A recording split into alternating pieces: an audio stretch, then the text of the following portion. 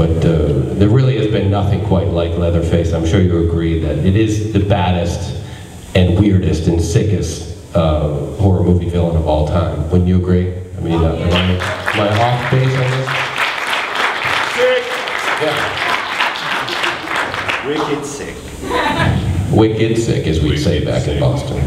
But so I really just want to start this off sort of generally, get some general information happening on the stage, and then turn it over to you guys for more specific questions. But I did want to just, for anyone who doesn't know, I just want to go down the line and really just everybody talk a little bit about how this role came to be for yourself, and certainly what your feelings were taking on something like this. And then maybe we can get into some of the challenges of actually acting with your face hidden, which is, I assume most people don't think that would be a challenge, but it probably comes with its own set of tasks, and as opposed to a more traditional role where you're expressing yourself with your own face. So please, let's talk about a little bit how you became Leatherface. Okay. Thank you. Fascinating story. Ditto. You want to start? No, that's not enough. Well, I was hired to play the role of Leatherface in number 3, obviously, of course. I had seen the performances of Gunnar and Bill as a fan, and I was very thrilled to join the group. The way it came about, I did it the traditional Hollywood way. I was very good friends with the director. That's no lie. And had I not known Jeff Burr, I doubt if I would have even been considered for the role. But because he and I were good friends, he brought me in, and it was a pretty easy sell. And that's how I ended up playing the Leatherface.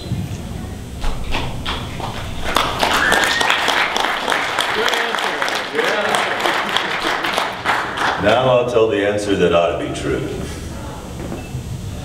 I was born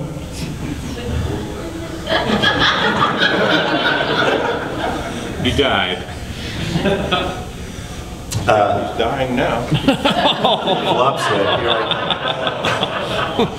It's okay, We're friends.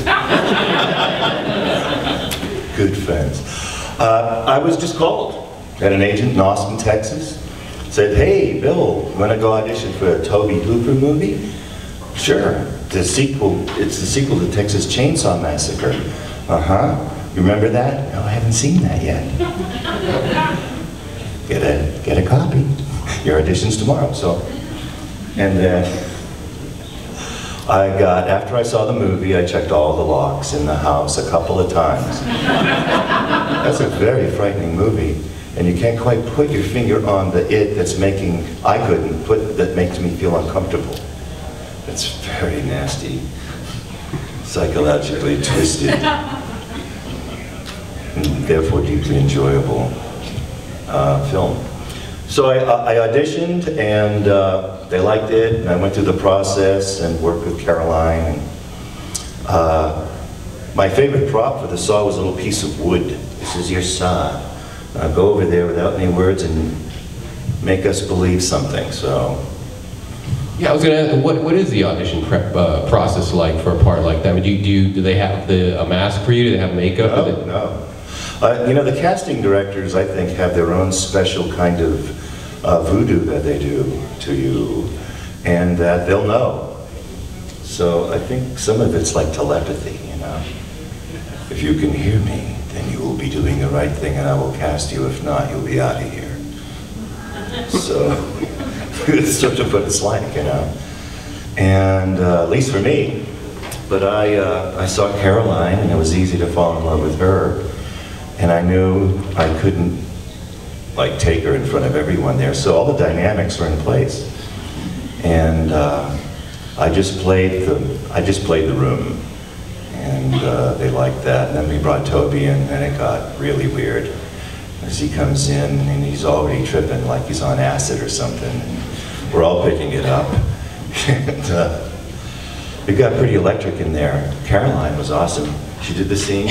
She kept asking, do you want to see it again? Toby go, yeah. See it again. This one like 30 times. But then he was satisfied, so.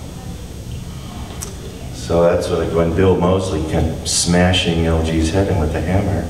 And they did after 17 takes. Bill said, gee, am I doing something wrong? Can I do something better? He said, no, I just having a good time, Bill. So, do it again.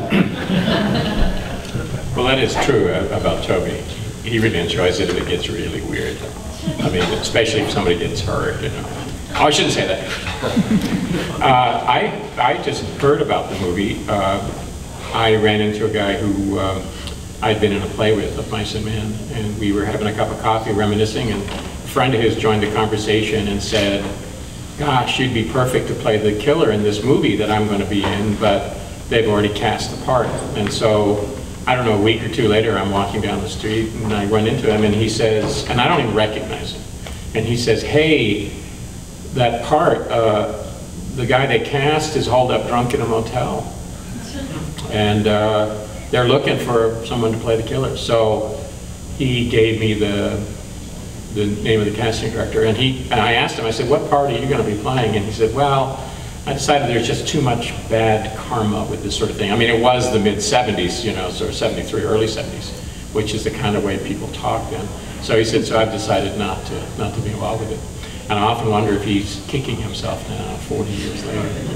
But anyway, so... It was your role, right? That's the one? No. The guy drunk in the motel was my role. I have no idea whether this guy was playing one of the family members or if he was playing a victim. So anyway, I went down and met the casting director, who was Bob Burns, the art director, actually, who we chatted. He was very vague. He said, we'll call you, which I took to mean we're not interested. But he called me the next day or the second day, and I went down and had a long conversation with Toby and Kim Henkel, the co-writer of the film, and in which they really described the character in great detail, his personality and his relationship to his family. So they gave me all the research on the character. And then Toby said, are you violent? And I said, no. And then he said, well, are you crazy? And I said, not the way you're asking it, I'm not. And then he got this worried look and said, well, can you do it? And I said, oh, sure. And so he said, okay, you're hired. And the great part of that is I didn't have a clue how I was going to do it. But like any good actor, I lied. You know, can you speak Norwegian? Ja. You don't quibble over the fine points. You just say yes, and then you figure out how to fake it. You know, which, by the way, you know that story. What's his name? Burns, the cigar-smoking George Burns, said the key to success in Hollywood is sincerity. Once you can fake that, you got it made. It's true about acting. So anyway, that's how I got the passport. What was the question? Basically, I know a casting director, and on Facebook he posted a little ad trying to find somebody to play young Leatherface, and I replied to it, and it's between me and two other guys, and they like me the best. So. Well, you really had to struggle. Oh man, weeks of preparation for sure. So it was a lot of fun though. Had a blast. Did you do any of you have